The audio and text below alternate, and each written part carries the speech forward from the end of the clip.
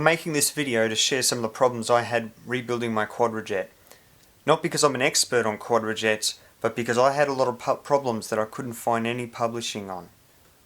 You want to buy this book for the amount of time and work that you're going to put into rebuilding your carburetor. The cost of this book is nothing, and it has a lot of great advice and information about tuning and assembly and modification.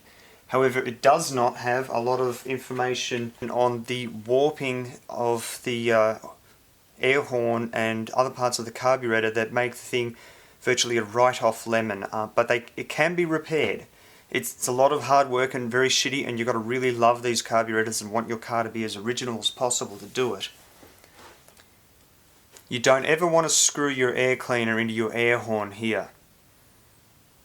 The air cleaner is often bolted into the main body here. This is an improvement, but it might not be enough to prevent warpage.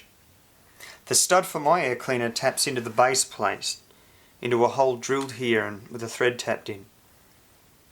This presses the carburetor through the center, top to bottom. I also considered using springs that fasten the air cleaner to the manifold. Find a way to reduce the upwards pull onto your air horn. Don't over tighten any of the bolts. Fit the Quadrajet hand tight, then tighten progressively from the inside out. Continue to tighten until it stops leaking air. Over tightening is the main reason why most of these carburetors are lemons. It's hard to find a good Quadrajet these days. They're starting to get old. I bought 3 when I didn't know much about them, and they were all junk. This one's actually pretty good. I found it in the garage. I think my brother's been holding out on me. The one fitted in my daily driver is not much better than the poor sample I'm going to use here, so don't despair if you can't find a good quad. My daily driver had all the problems I'm going to show you. You want to find a Quadrajet from the late 70s like this one. This tapered cup over the float bowl indicates that it's the more modern one. It has a larger float bowl and an improved needle and seat. In high performance applications, the older ones like this, they tended to run lean. In the 80s, mixture was computer controlled, so make sure there is no electronic plugs to hook up a computer. The most common and terminal problem with these carburetors is a warped air horn.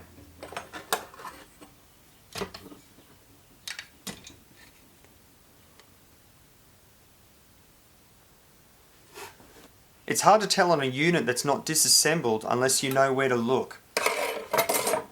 A warped air horn will usually crack between the 2 secondary air dams.